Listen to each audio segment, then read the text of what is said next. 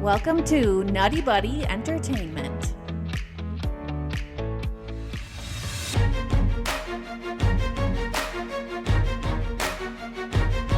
Better, but let's put a bow on Phase 4. We're going to rank all the properties. Are you ready to do that, Brian? Yeah, let's get into it. Okay. So, real quick,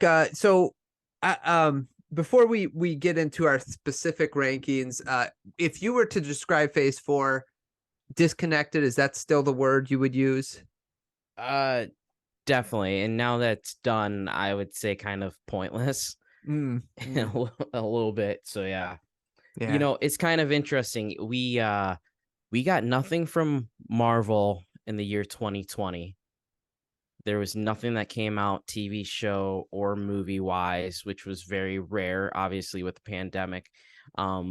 And then we were kind of a little starved for anything coming out in 2021. So we were kind of, you know, there was all this hype around what was going to be coming out with even like the TV shows. Like WandaVision was the first thing to come out and super excited. And I think that kind of, for me at least, it lived up to, you know, getting what I needed from Marvel because it was something that was interesting. It was really different. It kind of got you in the mood for like more stuff to come out as well. But then we got 15 properties because I think Phase 3 there was 11 total, and that was within 4 years. It was 2016 to 2019. So, 16, 17, 18. Yep. Mm-hmm. Yeah, within 4 years. And then we got 15 properties within 2 years. And I feel like we didn't get much at all. Like we got a lot of, you know, comic book superheroes, villains, stuff like that. You can kind of expand the world with. But for overall purpose, like, it just didn't have really a purpose to much of anything except for maybe like 4 properties that could kind of further things along. Yeah, exactly. No, I agree. I would say like if you'd say the overarching theme of this phase is probably like grief, like each character are all the characters are dealing with some sort of grief and stuff. Yeah. But the overall story of the entire universe, it just falls flat because there's nothing really that connects at all. They use Wong and Val, which we talked about in our last review of Wakanda Forever, to sort of like connect things, but nothing really felt connected, and it shouldn't have been that way. I think they dropped the ball in a lot of different ways as in Phase 4. That's why I first used "what if" as the word or phrase I was used to describe Phase 4, because that was early on when a lot of shows were being rewritten because of COVID. And I'm like, well, what if shows weren't written? How would it look? The word I would use now is ditzy. I would call it ditzy. Okay. And the reason why is because we all have that friend who's a little ditzy, right? Sometimes they're fun to be around, but sometimes when you like look at things they do or questions they ask or whatever, you kind of like face palm. You're like, are you seriously doing that? Are you still seriously asking that? But then there's some fun moments with them.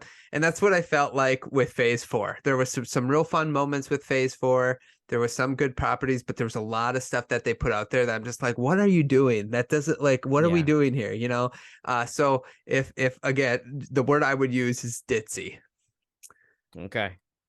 That tracks. That tracks. You like that word? Yeah. Okay, perfect. Okay.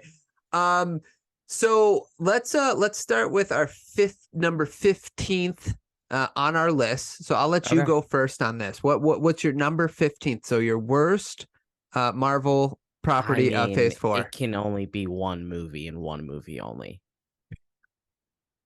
The worst of the worst. Eternals. Oh, okay. You have Eternals as 15th. Okay. I had She-Hulk as 15th. Really? Okay. Yeah. I would still put at least there was some interesting stuff that kept me invested in She-Hulk. That's fair. You know, but Eternals just it was not it for me. That movie, like, I was so pumped to go see it, and then when I got out of the movie theater, I probably could, like, it's similar to maybe like when you went and saw like episode 1 of Star Wars and you just kind of walked out and you're like, what did I just watch? Like, it's cool because it's Star Wars. It's cool because it's Marvel, but like, it's just like, that was kind of pointless. And since we got through everything else, like nothing tied into it. We don't even know if it's in the same universe. It's never been brought up again. Like, so it's just like, I don't know what they were doing with that movie. So it's 14th on my list, and I agree with everything you said. I had high expectations. It was shot very well, like the visuals are pretty cool in it, but what it could have been, before we get into but what could have been is it wasn't good because of what it could have been. But before let me ask you this though. What's the best part of that movie? Let's just be positive. If I was supposed to say, hey Brian, even though you don't like it, it's the worst property, what would be the best thing you could say about Eternals? The best thing I could say about Eternals is visually they made some choices with it, which was good. I think overall, like I guess it had some sort of like different direction than we get with a lot of these Marvel movies, which I will give it that. But I just think it kind of crescendoed into nothing there, and it kind of just became a little bit stale towards the end, and then it doesn't tie in with anything. But I mean, they did take some choices, which, you know, I wouldn't have necessarily thought they would. But you know, it's got some big names in it, which is cool. So yeah. So what I thought too, like, so what I had down for like the best that I thought it provided was the relationships were interesting at the very least. They didn't get to like have those relationships in the movie like blossom into like really great stories, but like each of them had their relationships that was interesting to follow, and like it was whether it was like Makari and Druid. Right. Yeah. And then Fastos, with him, with the way he created things with humans, you know, and then he was furthering the technology. That was sort of his relationship. And then you had I should have looked up the names beforehand.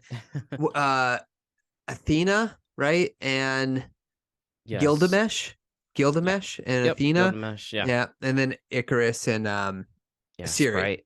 Sprite, her too. Yeah, that was an interesting. So there was really interesting things that they could have expounded on, but they didn't. But I just thought at least that movie had interesting relationships. Yeah, for a three-hour movie, they could have expanded like the universe of the Eternals, I think, a lot better than what they did. Yeah, especially, you know, just not having them previous for like. The big question is like, why didn't they help with like Endgame or Thanos or anything like that? And the excuse for that was very just like, okay. But then we get towards the end of it, and you know, there's this huge hand just like reaching out, and nothing's ever said about it, you know. Yeah. So. And that's what I had for the worst part of the movie, is basically the plot holes within the movie, within the entire universe of the MCU. They're very apparent. I don't know how people don't see that. There are people who think this is a great movie. That's great. I'm glad you like it, but I haven't heard any explanations for any of the plot holes that I see in the movie that I'm just like, oh yeah, that's a great point. One of the biggest ones, they're all androids, but they all look different. We have one that cannot hear. Like, why would we have a robot that cannot hear? One that cannot grow up, like that's a little child. Why? Like that, I think that's an important like thing. If that's going to be your instead of maybe having them come from a planet, which would have been maybe easier to explain. They're all different because they're all from a different planet, or they are on the same planet, whatever the case may be. But they're like, no, they're all androids. So why did the Celestials be like, well, we're going to make them all so different? They never explained that. Yep. And so what was your worst thing about it? Or did you already mention it? No, I just kind of stand with you. Plot holes in it, you know, just the most of the movie for me was just it just felt like you barely got to know a lot of these characters, as well as like the ensemble for this was just too big. there are too many people you're trying to keep track of. And then even so, for some of the big names, you didn't even get to like really know them as much. So it's like, why have them in the movie if it's for 3 scenes and then they're just like dead? So yeah. Good point. Okay, let's get your 14th. What was your 14th rated property? My 14th would have been She-Hulk. Okay, so that was my 15th. Okay. Okay. Yeah, that one. I guess I could go either way. I went back and looked at our ratings. By the way, anybody listening to this right now, if you want to listen to us get more specific in each series, Great, Good, Bad, and Ugly, we have podcasts on all of them, and we also rate the shows. But my ratings were like, it was too off. I had She-Hulk rated worse than Eternal, so that's partly how I did it. Yes. Yeah. So, She-Hulk, though, if you had, again, best thing about it, what would you say it would be? The best thing about it, besides the ending when it ended. I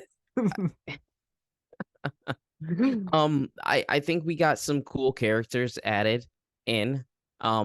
I didn't mind the aspect of like it being a TV show and we're getting kind of like a street view of superheroes and villains. I didn't mind that aspect. I don't think they did a really good job or it really like connected with me having it be that kind of lawyer aspect to it, as well as a lot of times I was just kind of like especially with I can't remember her name, but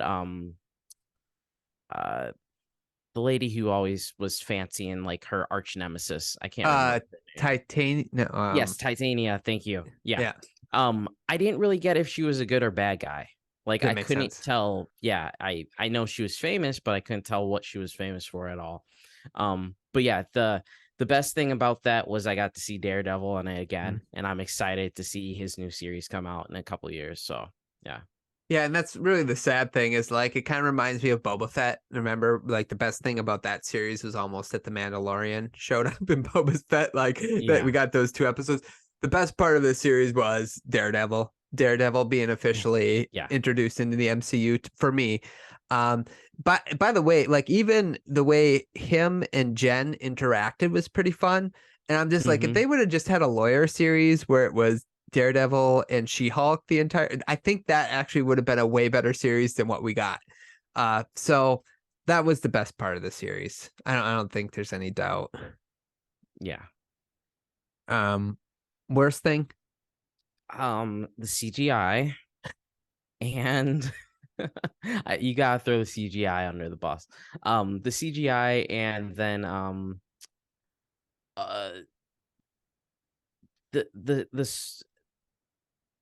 the whole storyline. I don't know. No, it's good. The ending was so bad. It was. I said everything else. What's worse? Everything else. The Daredevil thing. But I would say specifically the breaking the fourth wall to go into the writer's room was so dumb. And the reason why lost me. Yeah. The reason why is because like now you trivialize all your other property. Because like let's say Endgame Thanos, you're fighting like She-Hulk's there. Why couldn't she just break the fourth wall and go in the writer's room and be like, actually, what if Thanos we saved Titan and Thanos never, Titan was never destroyed. Okay, then we don't have Thanos as a problem. You know what I'm saying? Like it just kind of trivializes everything else. So yeah. Okay, what's your 13th worst? My 13th is Doctor Strange in the Multiverse of Madness. Oh, really? Okay. We're gonna be different here. I have that as 9. Okay. But tell me why Doctor Strange Multiverse of Madness is there for you. 13th. It just I really like the first one. Where they went with the second one was a little bit too confusing for me. Especially some of the directions that they went with it, like where they left off with WandaVision. I think they could have done a way better job of having her be the villain in it. And then it felt a little too rushed of a movie. And it kind of felt as well as like they were trying to force these two characters to intertwine. It would have been better, like they were supposed to have Doctor Strange in WandaVision. I think if they had that, it would have tied in a lot better for them as well, having in there. And then, yeah, I don't know. The whole runtime of the movie really irritated me, where it was like only about like 2 hours, I think, or something like that. Yeah, it felt like it was rushing through the story as well. So, Yeah. as well as like we didn't like it's called the Multiverse of Madness, and the multiverse was not a huge part of it. It was a very small part of it. So yeah, it was just disappointing, if anything. Yeah. It still wasn't my favorite, so I'm not even mad that we have it like 4 apart. Like I didn't care for it that much either. Yeah. All the same things you mentioned, especially like so real quick, maybe we should talk about what we would say is the best thing about this movie. My best thing was the Illuminati. Like that was pretty cool, just to see Jon Stewart as Patrick Stewart as Professor X, and John Krasinski as Mr. Fantastic. It was really cool to see all those guys. And even the scene where they fought Wanda, that was pretty neat too. Like, I mean, it could have been a little better, I think, but it was pretty cool. And so that was the best part of the movie. What was your best part of the movie? The same thing. The Illuminati was really cool to see. That was the best part of what we got from the multiverse, is having that, because it showed you what the differences were and how cool actually, like if they were to open up the multiverse and have it actually be something, that's what we could get. So yeah, I agree. The worst part, you kind of mentioned my worst part of the movie a little bit, but it's basically like it wasn't a clean it didn't go a clean like story. It wasn't a clean story from WandaVision into Doctor Strange Multiverse of Madness. So in WandaVision, she came to terms that she couldn't have her family, and she said goodbye. We thought that, okay, it's over, and all of a sudden now she's desperately trying to find her kids. Doctor Strange was told in Multiverse of Madness, hey, you always have to be in control, you always have to hold that knife. But then he's like, no, Wanda, I knew you were going to do the right thing. Well, does he want to hold the knife, or does he not want to hold the knife? Like, does he want to be in control of reality or not? So I'm with you. Wanda was a cool villain. Her motivation was not great. No, yeah, that would probably be the worst for me, is her motivation just wasn't there, especially with the ending of WandaVision. It just didn't add up to have her be this supervillain in this movie. Yeah. Okay. Yeah, I agree. Yeah. Okay, do you want my 13th, or should we just keep going? Let's keep going down your list. Let's go down your list. Let's do yours. I don't think you'll like it. Oh, my boy. 13th is Thor Love and Thunder. Okay. I knew you'd have it higher in there, but yeah. I know you didn't enjoy it. I really liked the movie, but yeah, that's kind of where we differed. Yeah, but you know, there aren't too many movies or shows that we watch that were too far apart. This one was one of them. Oh yeah. It just so what did you like the most about Thor Love and Thunder? Gore the God Butcher. Okay. Yeah. He was a really good villain. Yeah. I think I want to rate villains maybe at some point, but he was maybe my second favorite villain. Okay. I'd have to really think about it. I know who my first is already, but he's definitely like my top 3 in this phase. Like he's second, I think, if I had to on the spot.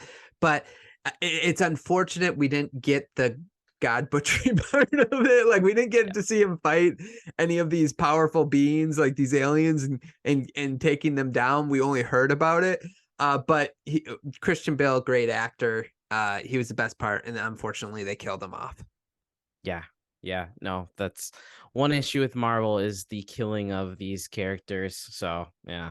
What about you? What was your favorite part of Thor Love and Thunder? Where do you have it rated? I have it as 5 for me. Oh wow, okay. That's hot. That's a hot take. I mean not hot take, but that's a gap there. Okay. So that's probably that might be the biggest gap we have. I guess we'll see. But No, I had probably Jane Foster. Okay, I like really her. like what they did with her storyline. She was really good in the first Thor movie, and it was good to see her kind of being able to complete the story then. Yeah. Yeah. No, I liked her as well. You're right. Yeah, her coming back to complete her story. The story that they had with her was really good too. Okay, but what would you say the worst part of the movie was?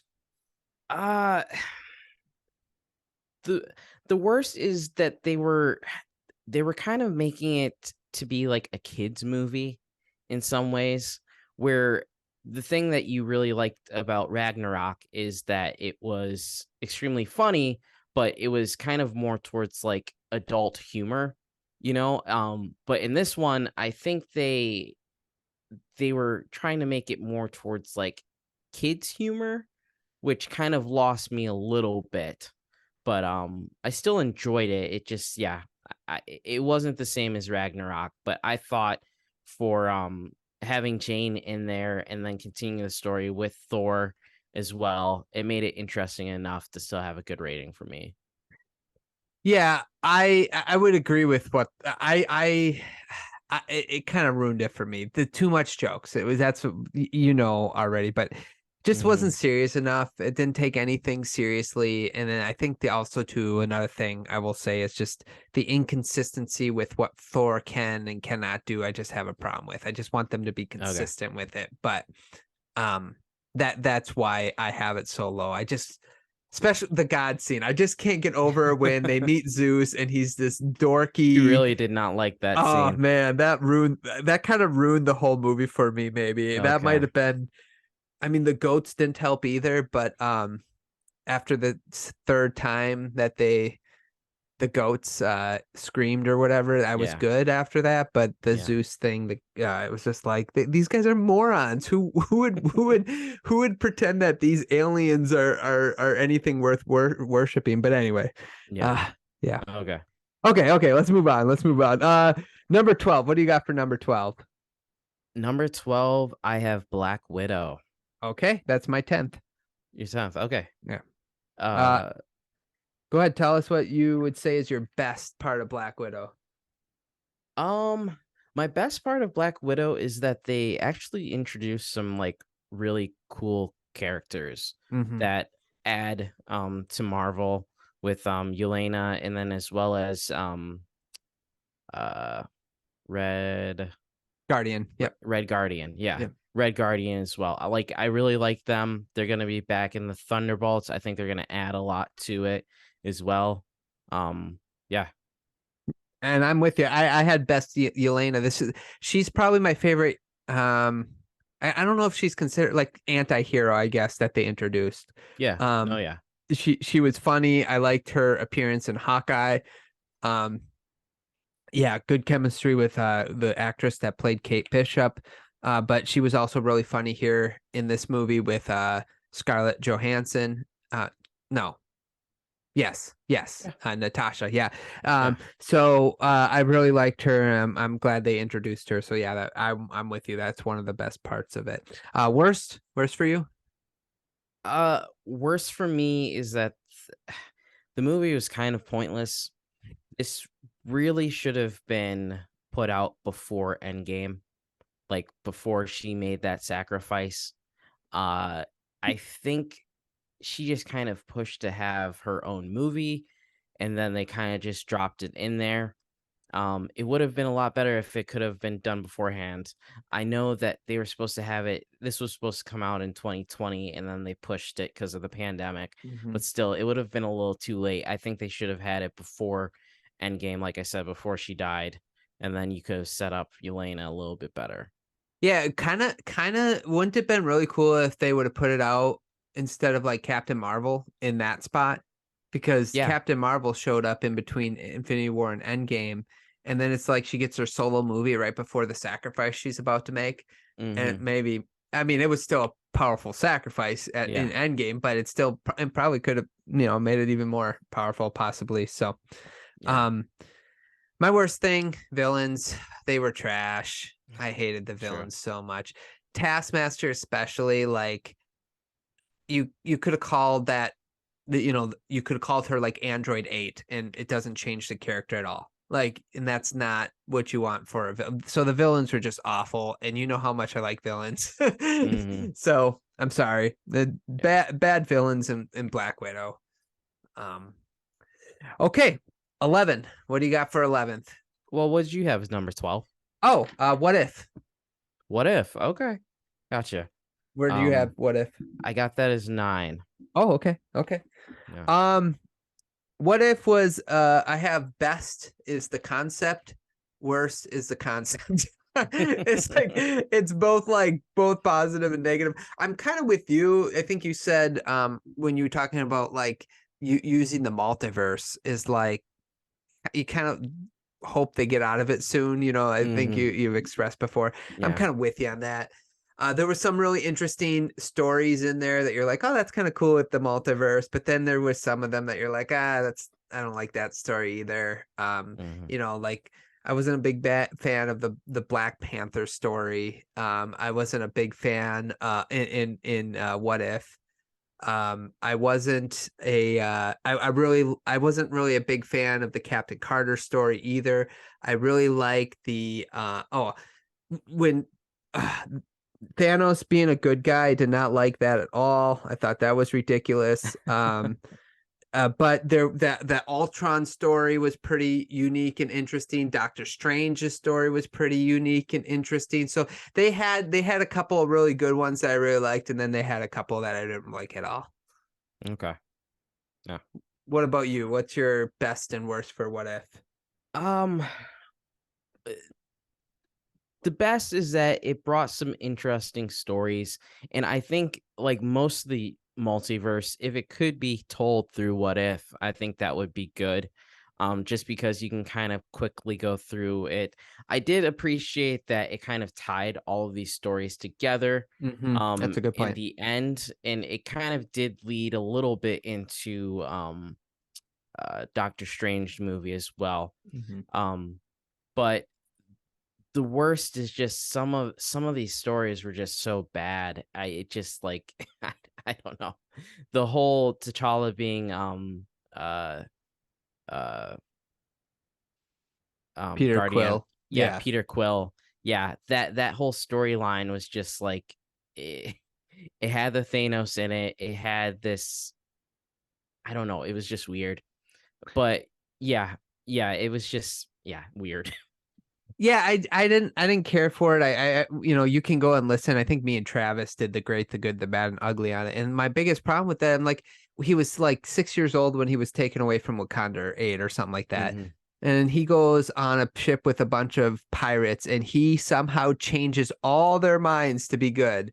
And then he says this thing to Thanos that changes his mind to be good. I'm like, if you take an 8-year-old and put him on a pirate ship, come on, they would be. I thought we were going to get like a T'Challa that was like Peter, like, kind of like funny, we didn't get that. So I was a little disappointed in that. The other thing I was disappointed about was when Thanos showed up with the Infinity Gauntlet and Ultron was there. I thought we were going to get them to fight for a little bit, and he just like cut Thanos in half. And I'm like, I wanted to see that. I wanted to see them fight, but that's a little bit of a nitpick.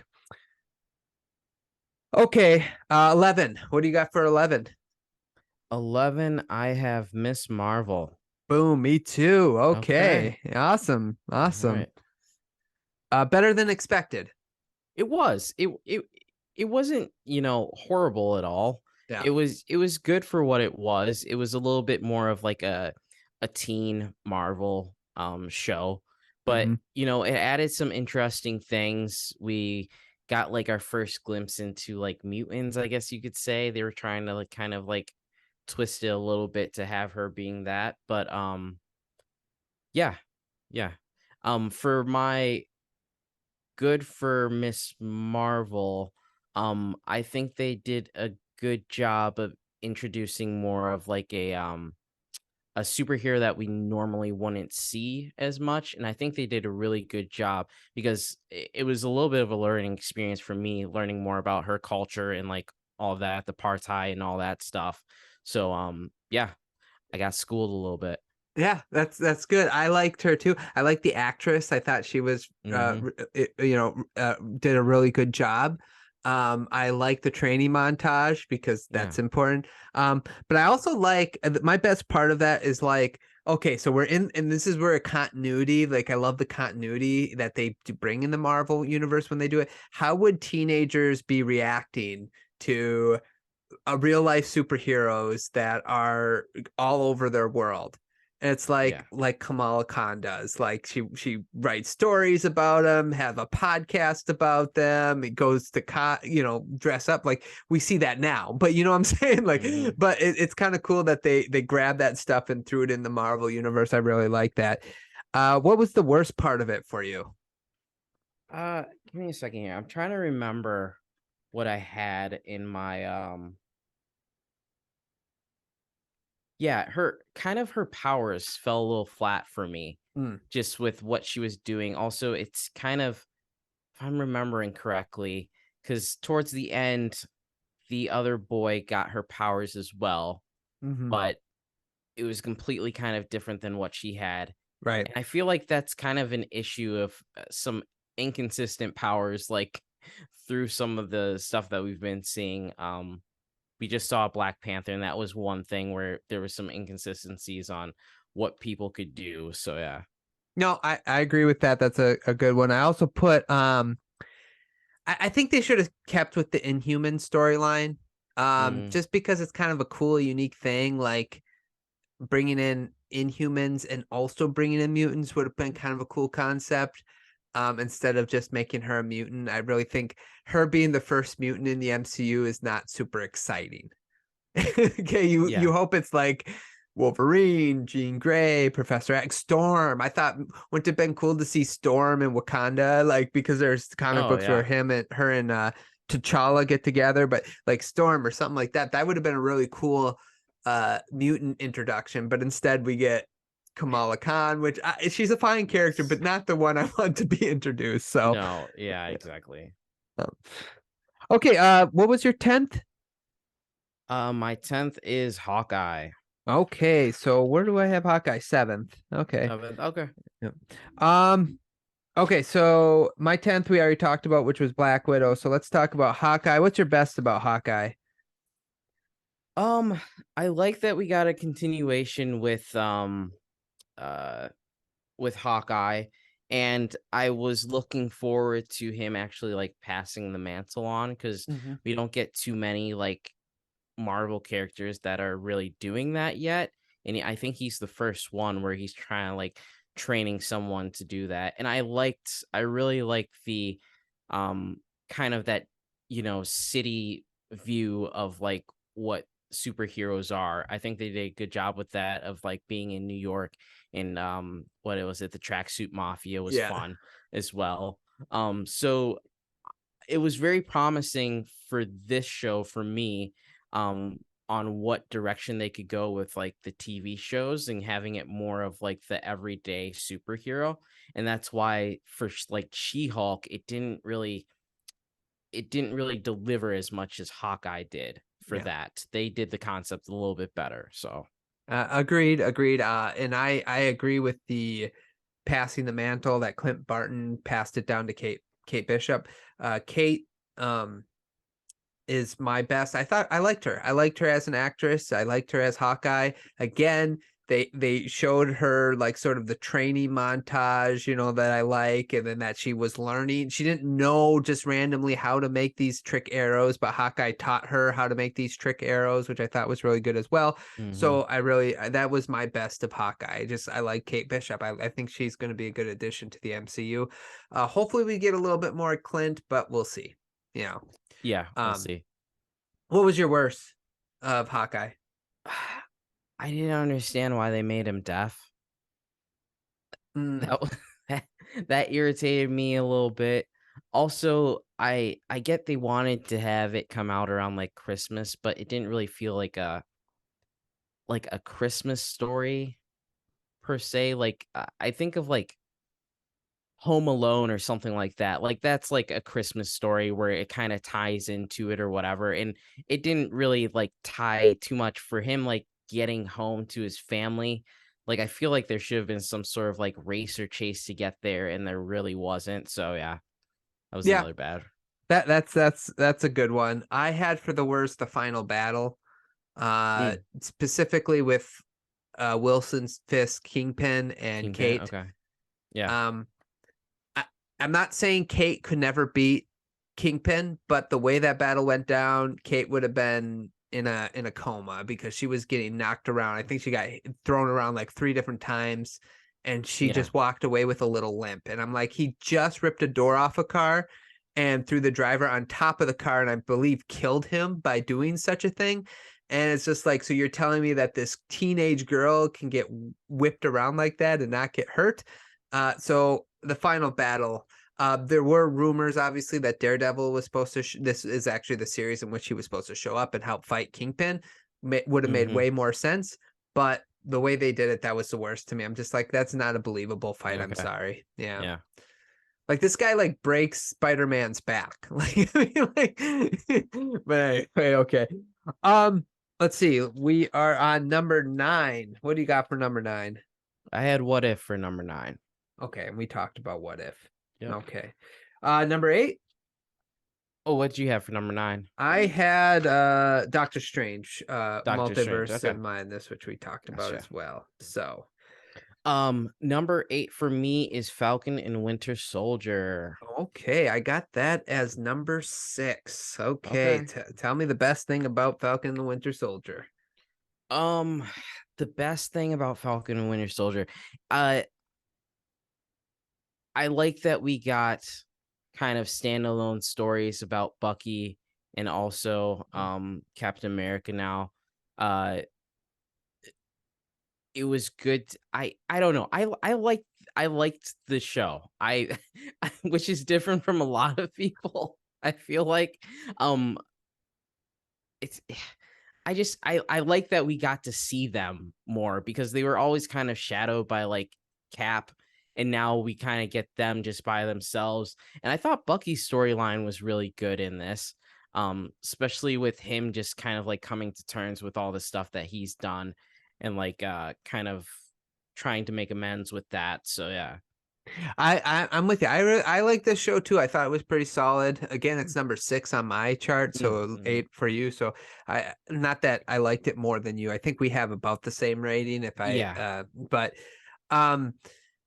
My best, I agree with everything you said. I'm just going to add another best to Zemo, getting to learn more about Zemo and him kind of being a colorful villain. Again, he can, like, I just remember, I'm like, man, this is a good villain too. So maybe he'd be in my top 5 of villains, at least in this phase.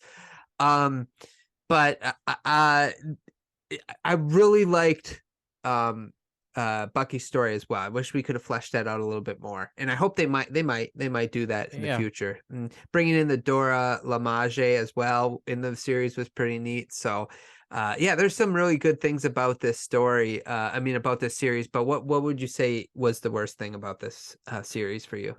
I think COVID really killed this because they had to change the storyline, and it wasn't that good. The whole Flag Smasher arc was bad, very, very bad.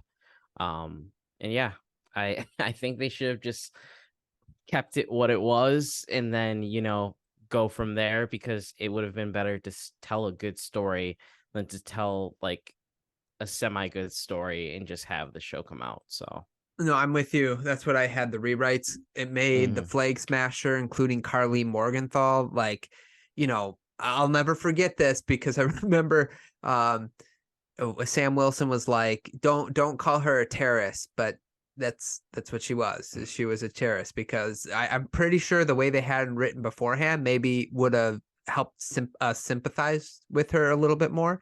Maybe seeing that maybe she wasn't really a terrorist, but she was trying to do good. This version of her definitely was. And then the other thing, Sharon Carter being the power broker. That was a little disappointing too.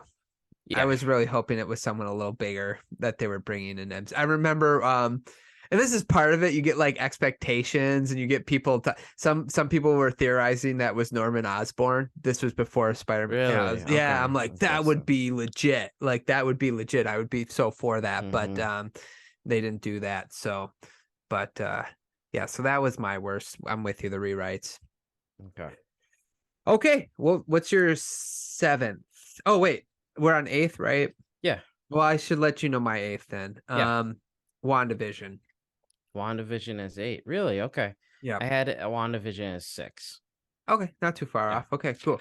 We actually, I think we had those flip-flop because I had Falcon. You're right. Okay, yeah. Yeah, that's exactly it. Yeah. So WandaVision was like, you ain't lying. This gripped me in so bad. Now, this is like a nerd stream. Like especially the first 6-7 episodes were like a nerd stream. You got a bunch of Easter eggs. You're like, what in the world's going on here? Yeah.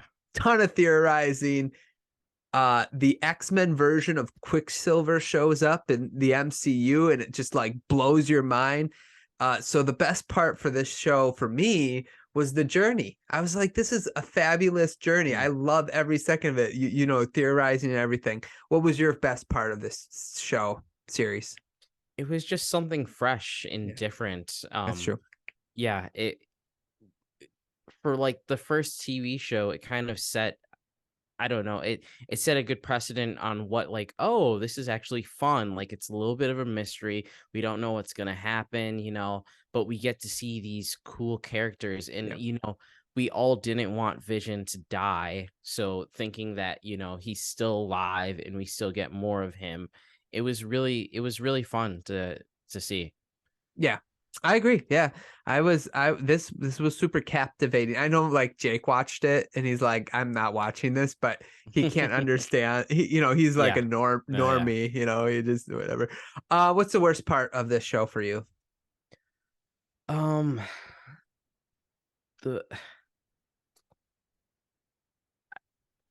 That's a good question. I don't know what my worst part of it is. I also haven't watched it in a long time. Yeah, it's been a like long time. 2 Yeah. years. Yeah. Probably. If I had to pick a worse, I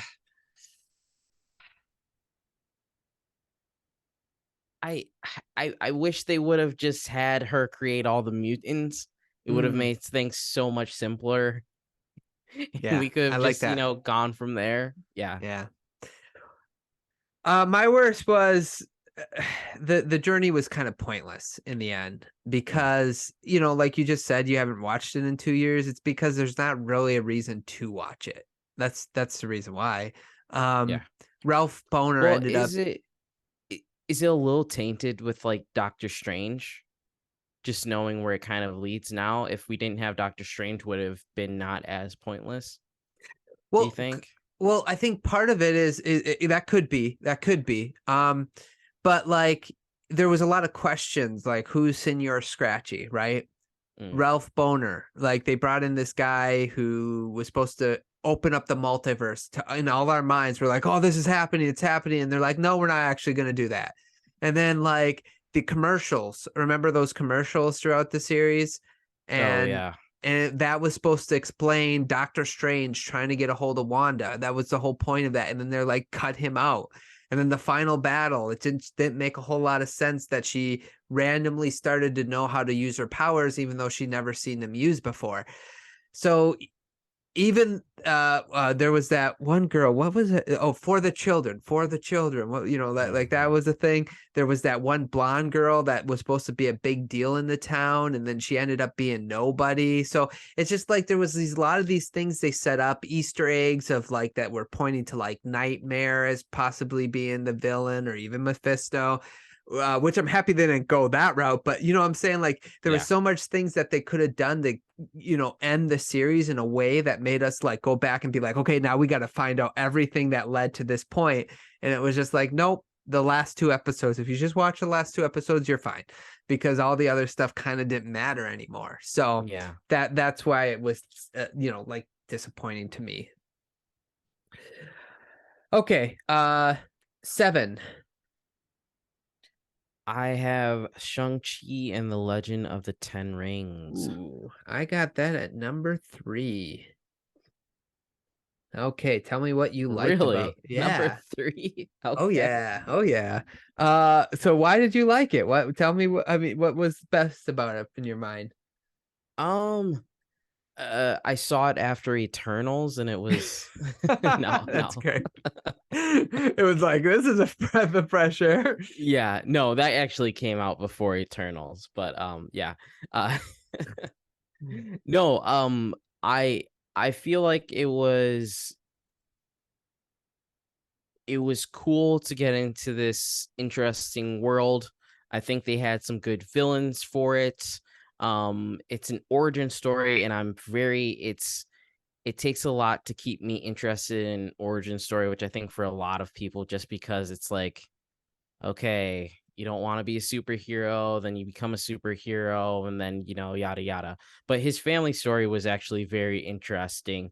And then two, kind of, I don't know, we got to see Wong again in there, and it was overall a really good movie, I thought. Yeah, I'm with you, and that's why I have it as that's why I rated it number 3. Okay. Also, this is the best villain in my opinion in Phase 4. The Mandarin. Yeah, I really like him. I love his motivation. His whole motivation is get his family back together. I love that he gave up his life as being the head of the Ted Rings, and then his past came back to haunt him, and then it just pushed him over the edge. I like that. So I didn't like that they killed him off. But that's what part of the reason why this is top 3 in my opinion. The villain's so good. Okay. Yeah. In my opinion, I really like him. But I will say, let me just get into my worst. The third act was the worst part of this movie, where they went from being sort of grounded. I know it's a fantasy world. They have these 10 rings that they're throwing around, but then they get these Final Fantasy dragons that come out of nowhere and as part of all the battling. I felt like it would have been much more grounded and a much more powerful battle if it was just the father and son, and that's the way you kind of ended it, and that's the way I wish they would have ended it. So the third act is where kind of I was lost with it. Okay. Yeah, for me, I didn't really see the point of the Aquafina character. That's fair. In there, why she needed to be around as much, but yeah. No, that's a good point. I would say the only argument I could make for that, I'm not saying this is a good one, but it was for exposition dumping.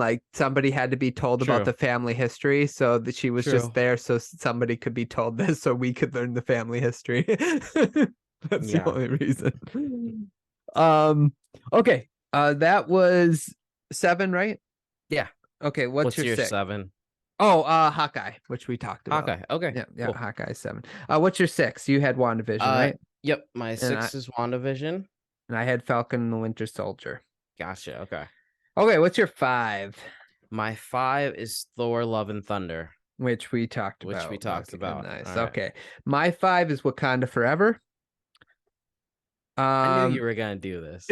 I knew you were gonna do this. What's you doing, Ryan? What's you doing? I went off the ratings that we put out there. I was like, oh, this is my 5th rated movie. I'm trying to stay consistent. No, I have Black Panther as my number 3. Oh, it's not that far off. Okay, I know. I'm joking. But you're right. You're like, this is definitely a top 3. Because what was it for you again? Number 5? Yeah, number 5. Yeah, it's in the top 5. Yeah, which I think is good out of 15. So yeah, oh, for sure. Yeah, it's not. Maybe most people have it in their top 3, but I'm trying. It was very emotional, and I want to let people know, but I try not to let that to cloud my critiquing of the movie. I'm trying not to. So I've got no heart. Heart. That's why I'm a villain. That's why I'm all about the villain. You get your wife Cole for your anniversary? I do. Well, I make her buy me something. Okay, there you go. The best part of the movie, though, is the acting. I just thought home run acting by everybody involved. Okoye, Queen Ramonda. Shuri wasn't the most powerful, but her acting was still really good. Michael B. Jordan being in there. Namor. Whatever you want to call him, Namor. Good acting. So that was the best part of Wakanda Forever. Tell me, what was your best part? Why is they in the top 3? top 3 for me, acting was incredible. Director did a good job. They did a great job of writing the movie. I think they did a wonderful job with I'll say it again, with what they had to do with it. It was very daunting, and I think they hit it out of the park. It was a very heartfelt movie. Um there wasn't probably a dry eye in the movie theater when I went to go see it. Um yeah, and I loved Namor as a villain. He's probably the top 3 for me out of this phase for villains in the MCU right now. Nice. Okay, yeah, I like it. The worst part for me is Riri Williams. I didn't really care for her character that much. I will say that I also real quick, that throne room scene is always good. Like, that's one of my favorite scenes in Marvel. Yeah. I'm just gonna throw that out there. That was a really powerful scene. But Riri Williams, I didn't think she was necessary. You could have took out that entire storyline of the United Nations, United States being involved. And I know I like Shuri, but I just I already said this in our podcast, but I'm not. I can't buy her as Black Panther right now. I just can't. I wish they would have used the multiverse or recast, but you're right when you say, and maybe I got to be more caring in the sense of giving them the benefit of the doubt, but they were in an impossible situation. And then finally, just the plant or whatever it's called, the flower that gives them power, some of the inconsistency that comes with that. What's your worst when it comes to Wakanda Forever? I didn't like the CIA or the Agent Fontaine and Agent Ross whole storyline that they have.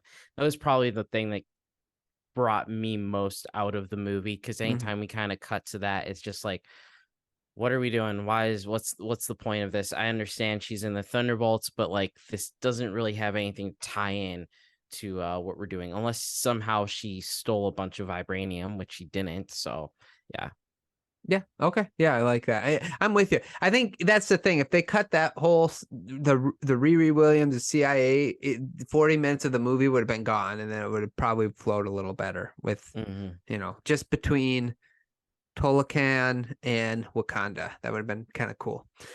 Okay. Number 4. Number 4, I've got Moon Knight. Me too. Okay. Tell me what's the best thing about Moon Knight. We got a lot of Easter eggs, which I really liked. And then we got a new kind of like world within the MCU that was really interesting. I like these shows that kind of give us a little bit of suspense and like mystery, because you didn't really know fully what was going on until like the last episode, where you're like, oh, okay, kind of see what's going on through this. And you look back through the episodes and you kind of have these little teasers, and then you can see like, oh yeah, he was doing this, wasn't doing that. I thought Moon Knight was a really cool character as well. And that was kind of my best. Yeah, I'm with you. Moon Knight, especially Oscar Isaac, him playing both Mark and Steven. Yep. Steven, yes. And then he also has another character that we don't know about yet, that we know about, but he doesn't know about yet. So playing 3 different characters with split personalities. And I agree with you. Like, learning there's characters that are from other realms that used to be worshipped by humans, and like that humans gave up on them. So they gave up on humans, with that whole, like, when they were judging, who's the villain again? Not a Admit is but oh man, I can't remember either. But yeah, I know who you're talking about. Yeah, you know who I'm talking about. But anyway, I think that's cool as well. What was your worst of the Moon Knight? Moon Knight,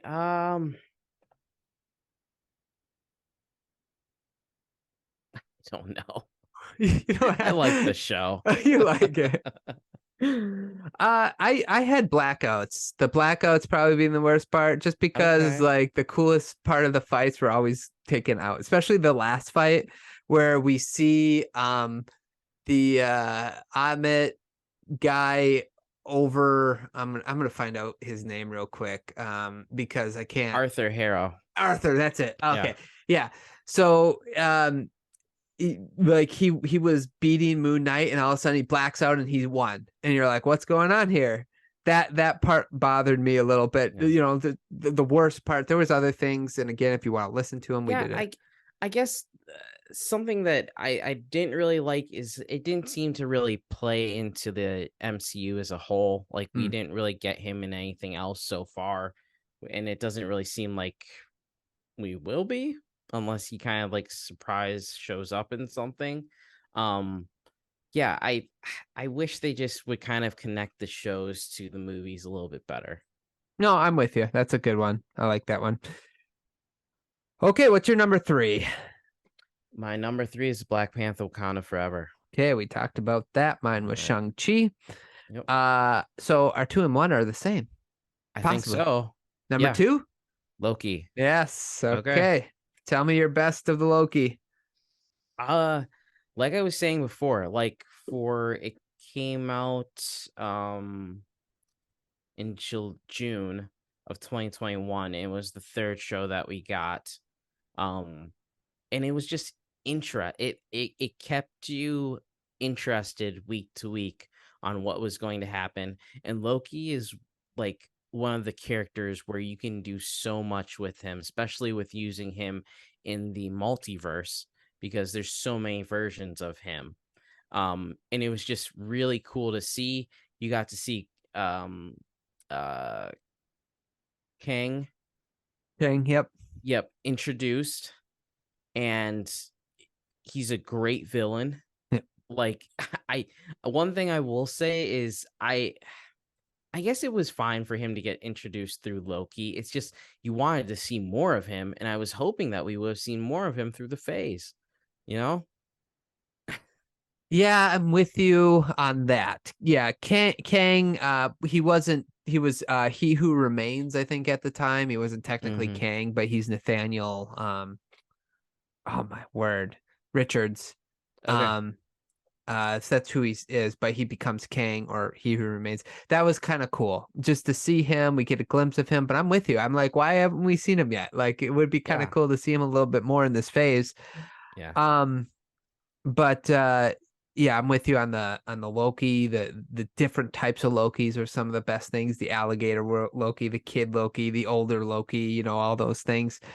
But my worst part about this series would be, and this is a minor nitpick because, again, this is number 2. I really liked it. Just a little bit more action and a little less talking. That's it. I would agree with that. That would probably be my worst as well, because sometimes it just felt like they were developing the story, but it wasn't like getting to the point, really. You know? Yeah, I'm with you. Especially when Kang was describing how, like, we met through the multiverse, and then there was a big multiverse war. I'm like, why don't you just show us what that would look like? That would be so cool. Like, he can talk over it so we know what we're seeing, but just show us. That would have been so cool. Okay, number 1. Spider-Man: No Way Home. Boy. Which is kind of surprising to me. I'm not gonna lie. That this one was number 1 for you, or just that this one? Just like if I had to look at a list of all of these, and I wouldn't initially, if it was 3 years ago, initially been like, Spider-Man is gonna be my number 1 in all of this stuff. I would have thought either Black Panther, possibly Eternals, and Doctor Strange would have been up there. Yeah, I honestly would think Doctor Strange. When I was hearing about all this coming out, that's the one that I'm like, oh, that's why I was so hyped to see it. I was really hyped to see Doctor Strange, because I thought this would be the one that would probably be my favorite. It's like, oh, this is gonna be crazy. Yeah, Multiverse of Madness. Yeah. Yeah, and then it was supposed to be off of WandaVision, which we were told that was going to introduce mutants in the multiverse, and it's like, oh man, we're gonna get multiverse madness, so there's gonna be a bunch of people in there, and it was just like, not really, but nice try. But it's No Way Home. But part of it, which is why it's the best in my opinion, is we do get a little bit of the multiverse in this. When we get the 3 Spider-Men together. And I think that's the best part about this movie is like never before would we thought we would get Tobey Maguire, Andrew Garfield, and Tom Holland all as Spider-Man at the same time. Yeah, that's crazy, but they added a lot to the story of not just like having cameos in there. Right. Andrew Garfield was great in it. It made you want to have another Spider-Man movie with him. It's like, oh yeah, I enjoy him really a lot. So yeah. No, I agree. The story, I love that you said that too, because it wasn't cameo for cameo sake, right? They added to the story. They had a purpose. They helped Peter get over, and they're like, that's because what we do. It's what we do. And then just William Dafoe coming back as Green Goblin. That was great as well. Yeah. One of the greatest villains of all time. Oh, for sure. Yeah. Right up there with Joker. Yeah. The Joker's still on my list a little better, but I do like him. Well, depending what Joker you're talking about, actually. But what's the worst would you say about this movie? At times it felt a little just, I don't know. I don't want to say childish, but like he seemed like a kid, which I was hoping that he would just his whole thing of like going to Doctor Strange to like turn back time or like erase everybody's memory, I think it was. Yeah. Instead of just going to talk to someone first was just like, really? You can do that? Yeah. Right. Yeah. Yeah, that wasn't very good. I would say mine is the Ned storyline. Well, it's kind of not just the Ned storyline. It's like they kind of did Doctor Strange dirty in this movie. Like Peter beats him in the place where he's the most powerful, and then Ned easily figures out how to use the power that took Doctor Strange forever to learn how to do. So kind of like they were pooping on Doctor Strange a little bit in this show, unintentionally, but that would be the worst part. I didn't like that part of the movie. Yeah. Okay, that's it, man. That's it. Any final closing thoughts on Phase 4? Not really. We kind of discussed it before. It just like it was lacking. Like with everything that we got, I was just really hoping that these TV shows would have done a lot more for like the MCU itself, and it didn't really. There were some good ones in there, but I'm really hoping for Phase 5 that we get something that adds to the movies, to the experience, and like gets people pumped to want to watch things and like, actually like keep up with it instead of kind of just getting like, I don't know, depressed about it.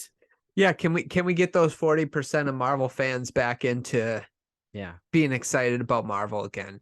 That's I'm with you. I will just reiterate this, and I think I said this on either the last podcast or maybe a different one, but I just really wish the one thing I think they missed on in this phase is just to show how everybody, whether it's the Celestials or these aliens or the Earth, how they all responded to Thanos' snap.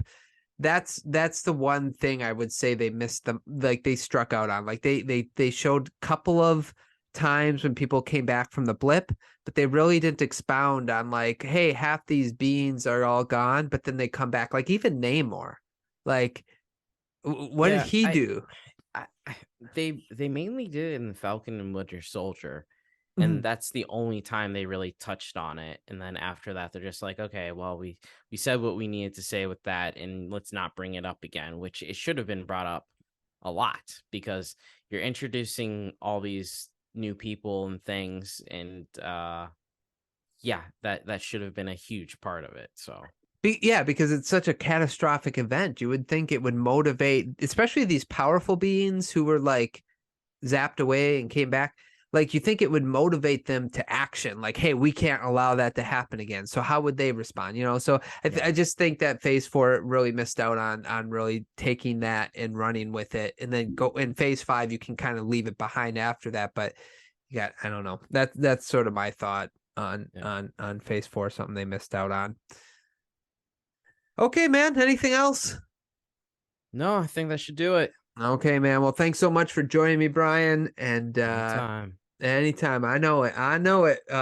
We will do other podcasts. We're gonna have more ranking podcasts. I think we're gonna do some of the best villains in the MCU, worst villains in the MCU. But we'll even do like DC stuff too, and Star Wars stuff. And I'm sure Andor is almost done. I gotta catch up on that still. So yeah, and we gotta do Tales of the Jedi as well. Oh yes, really good. Okay. Yeah, I gotta watch that too. So thanks a lot for joining me, Bryan. Once again, as I already said, for everybody listening, I hope you guys enjoyed. If you haven't yet, follow us on Instagram at NuttieBuddie_entertainment. That's when I drop podcasts, and also follow us on YouTube. I've been putting out clips. I just recently put out the clips for our Wakanda Forever Great, Good, Bad, Ugly review. That's out there now, so you can go watch that, subscribe to the channel, and like the videos. Thanks so much for listening. I hope you guys enjoyed, and we will talk to you guys soon.